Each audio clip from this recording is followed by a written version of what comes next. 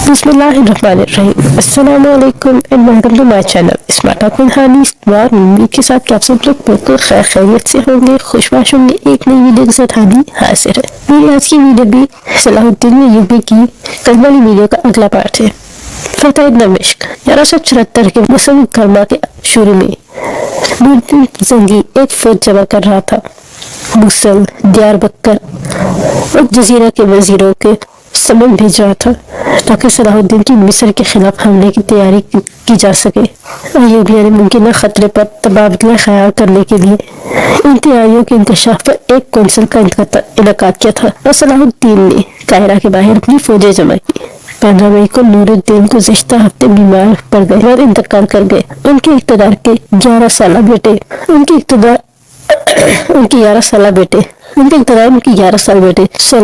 सलाह इस्माइल मलिक के हवाले कर दिया गया। उनकी मौत ने सलाहुद्दीन को सियासी आज़ादी दी और अल-सालेह को लिखे गए एक खत में उन्होंने अपने दुश्मन के खिलाफ तलवार की तरह काम करने का वादा किया और अपने वालिद की मौत को ज़लज़ले का झटका करार दिया। नूरुद्दीन की मौत के बाद सलाहुद्दीन को एक मुश्किल फैसला करना पड़ा।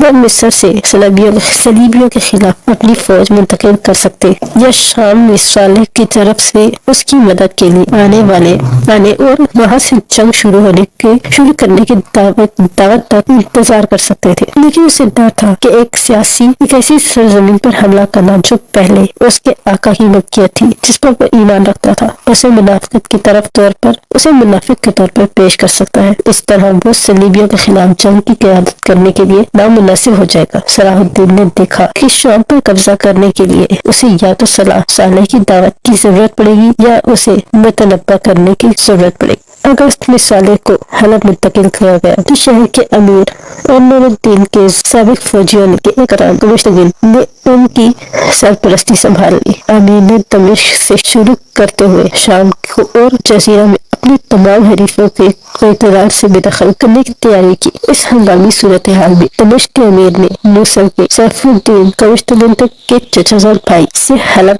के खिलाफ मदद की अपील की, लेकिन उसने इनकार कर दिया, जिसकी वजह से शामियों को सलाहुद्दीन की मदद की दरखास्त पर मजबूर होना पड़ा। सलाहुद्दीन 700 मुंतखब घुड़सवारों के साथ सहरा में सवार हुए और अलकरक से गुजरते हुए बसरा पहुंचे। उनके साथ अमीर, सिपाही और बद्दू भी शामिल थे। 23 नवंबर को दमिश्क पहुंचे और अपने वालिद के पुराने घर में आराम किया। दमिश्क के किले के दरवाजे को उनके भाई तुगलकीन बिन अय्यूब के मुख्तसर मुहासरे 4 दिन के बाद सलाहुद्दीन ने खोल दिया। अपने भाई तुगलक बिन अय्यूब को दमिश्क का गवर्नर छोड़कर सलाहुद्दीन ने दूसरे शहरों को शामिल करने की कोशिश की जो नूरुद्दीन से ताल्लुक रखते थे, लेकिन अब अमली तौर पर आजाद थे। उनकी फौज ने निस्बतन आसानी के साथ हमास को फतह किया, लेकिन हमास के किले की ताकत की वजह से उस पर हमला करने से गुरेज किया।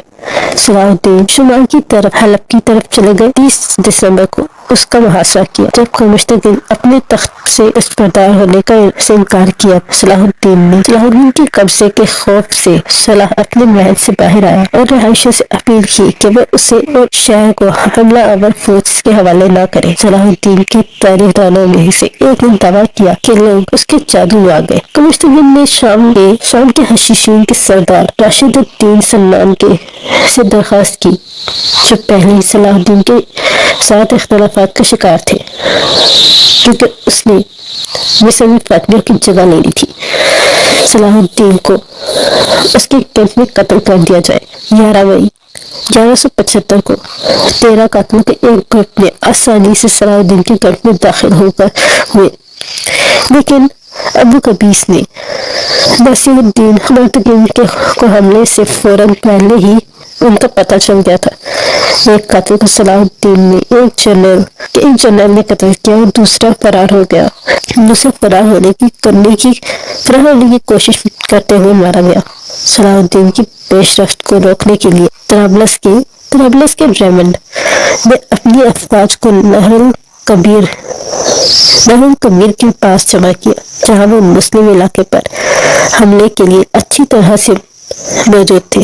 सलाहुद्दीन बाद में हमास की तरफ चले गए, लेकिन उन्हें बताया गया कि सैफुद्दीन की तरफ से शहर में एक ईरानी दस्ता भेजा जा रहा है, तो वह पीछे हट गए। शाम اور جزیرہ میں صلاح الدین کے حریفوں نے اس کے خلاف پروپیگنڈا جنگ شروع کر دی، یہ دعویٰ کرتے ہوئے کہ وہ اپنی حالت نور الدین کا خادم بھول گیا ہے اور ان کے بیٹے کا محاصرہ کر کے اپنے پرانے آقا کا شکریہ ادا نہیں کر رہا، وہ اپنے رب کے خلاف بغاوت میں اٹھ کھڑا ہوا ہے۔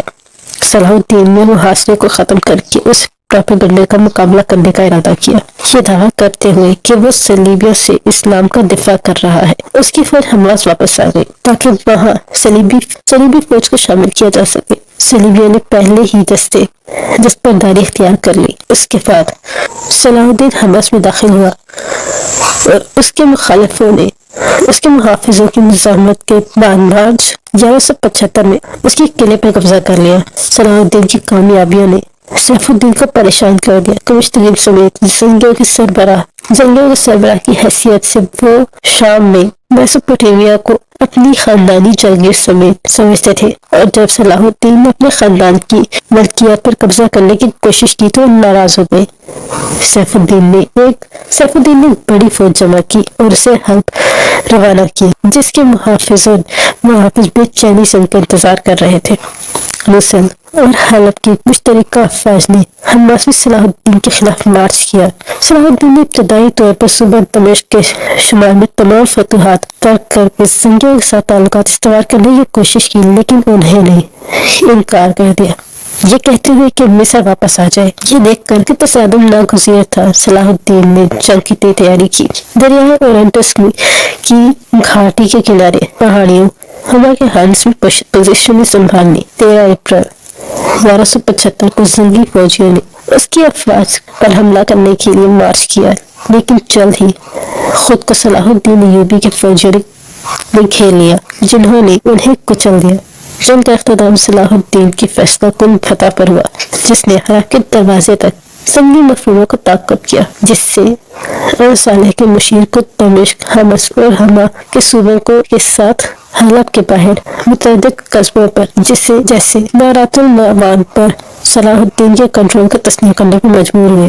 زنگیوں کے خلاف فتح کے بعد صلاح الدین نے خود کو بادشاہ قرار دیا اور نماز جمعہ اور اسلامی سکے میں صالح کا نام لکھوایا۔ اس کے بعد اس نے شام اور مصر کی تمام مساجد میں حاکم بادشاہ کی حیثیت میں نماز ادا کرنے کا حکم دیا، اور قاہرہ میں سونے کے سکے جاری کیے جن پر ان کا لقب الملک ناصر یوسف ایوبی تھا۔ بغداد میں عباسی خلیفہ نے صلاح الدین کے اقتدار سنبھالنے کا خیر مقدم کیا اور اسے مصر اور شام کا سلطان قرار دیا۔ جنگ حما نے ایوبی اور زنگیوں کے مابین اقتدار کا ختم نہیں کیا۔ آخری تصادم 1176 کے موسم بہار میں ہوا۔ صلاح الدین نے مصر سے بڑے پیمانے پر کمک لے کر آئے تھے، جبکہ یوسف الدین دیار بکر اور الجزیرہ کی چھوٹی چھوٹی ریاستوں میں فوجی تعینات کر رہا تھا۔ جب صلاح الدین نے حملہ کو چھوڑتے ہوئے اورنٹس کو عبور کیا تو سورج گرہن لگ گیا۔ انہوں نے اسے ایک شگن کے طور پر دیکھا، لیکن انہوں نے شمال کی طرف اپنا سفر جاری رکھا۔ وہ حلب سے تقریباً 25 کلومیٹر یعنی 16 میل دور سلطان کے ٹیلے پر پہنچا، جہاں اس کی فوج کا سامنا سیف الدین کی فوج سے ہوا۔ لڑائی شروع ہو گئی۔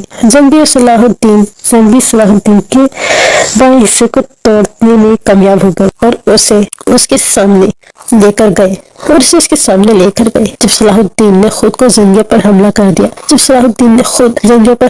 دیا تو زنگی فوجی گھبرا اٹھے، ہلاک ہو گئی یا پکڑے گئے۔ سیف الدین کے زیادہ تر افسران ہلاک ہو گئے یا پکڑے گئے۔ سیف الدین بال بچ گیا۔ زنگی فوجی گھوڑے، سامان، خیمے، دکانیں ایوبیوں کے قبضے میں آ گئی۔ تاہم جنگی قیدیوں کو تحفے دیے گئے اور رہا کر دیا گیا۔ ایوبی فتح کا سامان فوج کو دے دیا گیا۔ صلاح الدین نے خود کچھ نہیں رکھا، وہ حلب کی طرف بڑھتا رہا، جس نے اب بھی اس کے لیے اپنے دروازے بند کر رکھے تھے اور شہر کے سامنے رک گئے تھے۔ رستے میں اس کی فوج نے بوزا پر قبضہ کیا اور پھر منبج پر قبضہ کر لیا۔ وہاں سے انہوں نے 15 مئی کو خزاز کے قلعے کا محاصرہ کرنے کے لیے مغرب کا رخ کیا۔ کئی دن بعد جب صلاح الدین اپنے کپتان کے خیمے میں آرام کر رہا تھا، ایک قاتل آگے بڑھا اور اس کے سر پر چاقو سے حملہ کر دیا، اس کے سر پر وار کیا۔ خنجر صرف اس کے گیمسن کی طرف کو کاٹ رہا تھا۔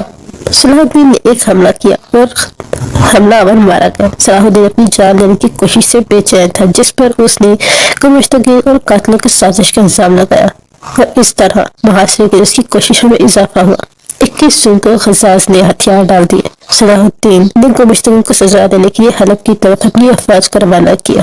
اس کے حملوں کی ایک بار پھر مزاحمت کی گئی، لیکن وہ نہ صرف جنگ بندی بلکہ حلب میں اپنی باہمی اتحاد کو قائم کرنے میں بھی کامیاب ہو گیا، جس میں گمشتگین اور انصالح کو شہر پر اپنی گرفت برقرار رکھنے کی اجازت دی گئی۔ بدلے میں انہوں نے صلاح الدین کو اپنی تمام سلطنتوں کا حاکم تسلیم کیا جو اس نے فتح کی تھی۔ حلب کے مسلم اتحادی نوردین اور کیفا امیروں نے صلاح الدین کو شام کا بادشاہ تسلیم کیا۔